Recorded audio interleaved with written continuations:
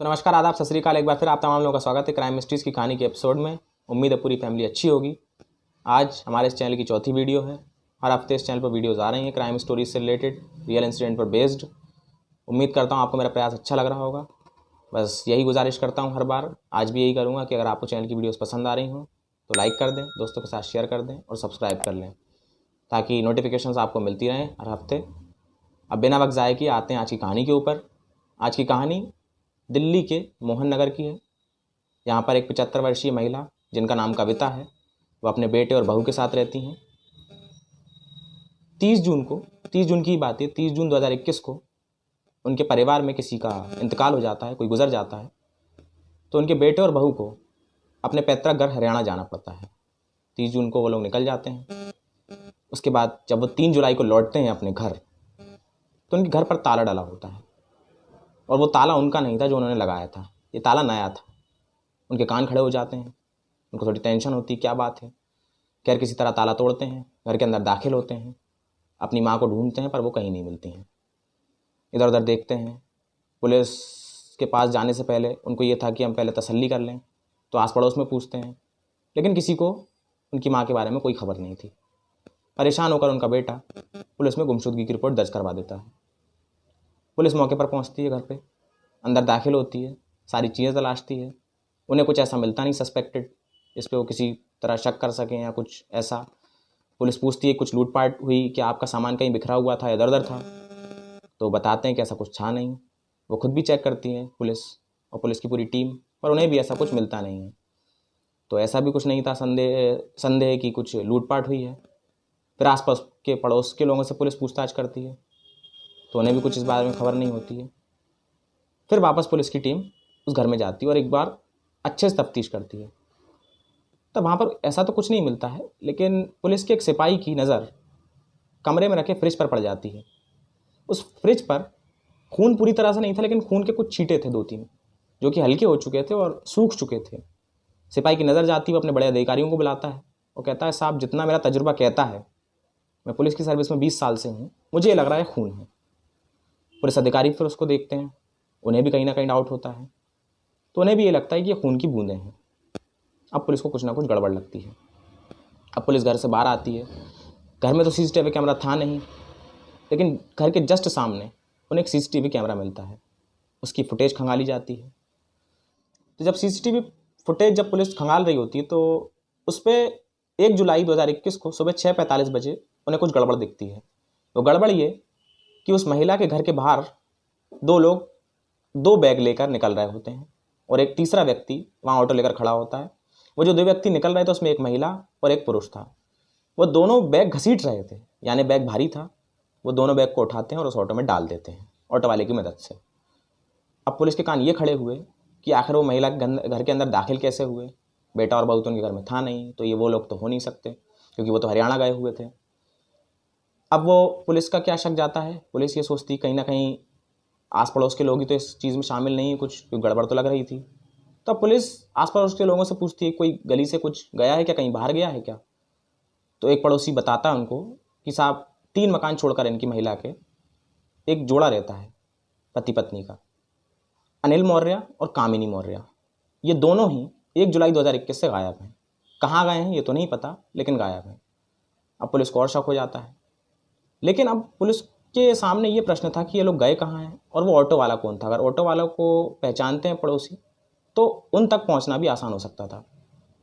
तो एक पड़ोसी ये बता देता है कि वो ऑटो वाला यहाँ पर आता रहता है और वो अनिल मौर्य और कामिनी मौर्य की मदद बहुत बार करता है। वो कहीं ना कहीं कभी उनकी अनिल मौर्य की पत्नी को वो ले जाता आता रहता है बाजार, और इवेंट मैनेजमेंट का काम करते थे अनिल मौर्य, तो उनकी मदद करता रहता है। कई बार कुछ फूड वगैरह उनको किसी होटल में ट्रांसफ़र करना है, कुछ करना है, तो वो आता जाता रहता है। तो इससे उनको क्लू मिल जाता है। अब वो इस चीज़ से ऑटो वाले को उठा लेते हैं। जब ऑटो वाले को उठाते हैं, उससे पूछताछ करते हैं, तो बताता है साहब हाँ 1 जुलाई 2021 को अनिल मौर्य साहब ने मुझे बुलाया था और महिला के घर के सामने मैंने अपना ऑटो खड़ा किया था। उन लोगों ने बैग निकाला और बोला कि इसमें चिकन है, तू आजा, एक होटल में इसको जाकर डिलीवर करना है, वहाँ पर एक शादी है, क्योंकि मैं इवेंट मैनेजमेंट का काम संभालता हूँ, तुझे तो पता ही है, तो तू आजा, ये बैग उठाकर अपन होटल चलते हैं। तो मैं आ गया था। जब मैं आया तो ये दोनों पति पत्नी उस बैग को उठाकर मेरे ऑटो में रखा और चल दिए। लेकिन नसरुल्लागंज में इन लोगों ने मेरा ऑटो रोक दिया और बोले कि अब एक काम करो, यहाँ से हमारी इवेंट मैनेजमेंट की गाड़ी आएगी, तब तुम अपना ऑटो लेके चले जाओ। उन्होंने मेरा किराया पे किया और मैं वहाँ से चला आया। उसके बाद उन्होंने क्या किया क्या नहीं किया मुझे कुछ खबर नहीं। अब इसी बीच पुलिस अनिल मौर्य और कामिनी मौर्य का मोबाइल भी सर्विलांस पर ले लेती है। तब इन लोगों की लोकेशन पता चल जाती है कि उत्तराखंड के रानीखेत में है। अब पुलिस उत्तराखंड के रानीखेत में पहुंचती है, लेकिन इनको चूंकि अनिल मौर्य और कामिनी मौर्य को भी शक था कि कुछ ना कुछ गड़बड़ हो सकती है, इसलिए जब तक पुलिस पहुंचती ये उससे पहले ही वहाँ से फरार हो जाते हैं। अब इनकी लोकेशन वहाँ पर नहीं मिल रही थी। जब पुलिस ने फिर से सर्विलांस पे मोबाइल लगाया तो अब इनकी लोकेशन जो थी वो यूपी के बरेली में डिटेक्ट हुई। पुलिस की टीम वहाँ पहुँचती है और वहाँ इन दोनों को धर दबोचती है। इन दोनों को दिल्ली लाया जाता है और अब इनसे थाने में पूछताछ होती है। पूछा जाता है कि 1 जुलाई को आप गायब हैं, 1 जुलाई से, और उसी दिन से वो महिला भी नहीं मिल रही है। तो कहीं ना कहीं हमें पूरा तरह से शक तो है कि इसके गायब होने के पीछे कहीं ना कहीं आप दोनों का हाथ है। शुरू में जैसा हर आरोपी करता है वो लोग मना करते हैं, लेकिन फिर पुलिस और सख्ती से पूछताछ करती है। इसी बीच अनिल मौर्य की पत्नी कामिनी मौर्य बुरी तरह से टूट जाती है और वो इतना बोलती है कि मैंने इनसे मना किया था कि ऐसा मत करो। अब चूंकि इतना वो बोल चुकी थी यानी कुछ गड़बड़ थी। थोड़ी देर बाद कामिनी मौर्य का पति अनिल मौर्य भी टूट जाता है। अब वो अपनी कहानी शुरू करता है, पुलिस को बयान देता है और पूरी बाकायदा बानगी अपने मुँह से सुनाता है। वो ये कहता है कि मुझे पता चल गया था साहब कि 30 जून को इस महिला के बेटे और इसकी बहू हरियाणा गए हुए हैं। इसी बीच 30 जून को ही इस महिला ने मुझे अपने घर पर बुलाया। चूँकि कोरोना का टाइम था, मेरा धंधा चौपट चल रहा था और मुझे पैसों की सख्त ज़रूरत थी, तो मैंने 4-5 लोगों से उधार भी लिया था और मैंने इस महिला से भी 1.5 लाख रुपए का उधार लिया था और ये कह दिया था कि मैं तेरे वक्त पर इसको चुका दूंगा एक मुश्त। अब चूँकि मैं चुका नहीं पाया था, तंगी ज़्यादा थी, तो ये महिला मुझसे बार बार मांगी करती थी, डिमांड करती थी कि अब मेरा पैसा कब दोगे।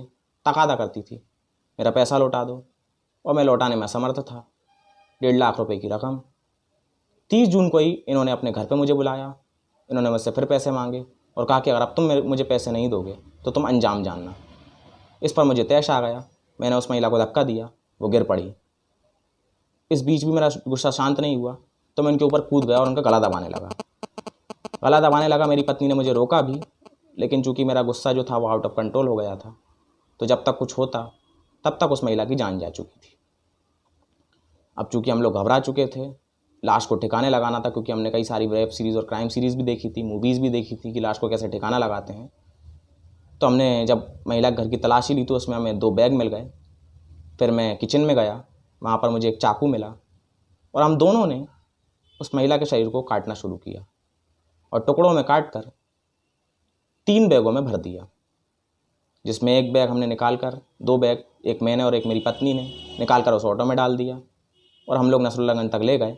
हमने ऑटो वाले को इसलिए भेज दिया ताकि उसे हमारी इस साजिश का पता ना चले, और वहाँ पीछे एक नाला है। हमने 3 बैग, पहले 2 ले गया था, उसके बाद कुछ ही समय बाद वो तीसरा बैग लेकर और ये तीनों के तीनों उसने नाली में फेंक दिए। तो कहानी पूरी साफ थी, मर्डर था, और ये मर्डर का अंजाम दोनों ने भुगता था, क्योंकि पता चल चुका था पुलिस को कि ये जो मर्डर किया है, और वो भी बेरहमी से एक 75 साल की महिला का, वो इन दोनों पति पत्नियों ने किया है। अब पुलिस के सामने इनका पूरा काला चिट्टा खुल चुका था, बचने का कोई उपाय नहीं था। ये अपनी सारी कहानी पुलिस के सामने कबूल चुके थे।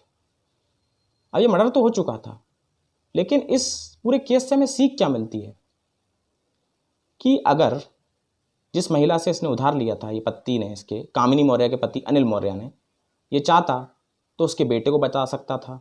शायद कुछ उपाय निकल आता, कुछ हल निकल आता। शायद उसका बेटा अपनी मम्मी को समझाता कि कोई दिक्कत नहीं है, थोड़े दिन बाद पैसे आपको मिल जाएंगे, जल्दबाजी मत कीजिए। हो सकता था यहाँ पर महिला की भी थोड़ी सी गलती थी। अब उसे क्या पता था कि उसके साथ ऐसा कुछ हो जाएगा, और उसके बाद भी हत्या तो की ही उस महिला की, लेकिन वही बेरहमी से काट कर इतनी बुरी तरह से विभत्सता अपनी दिखाई उसने।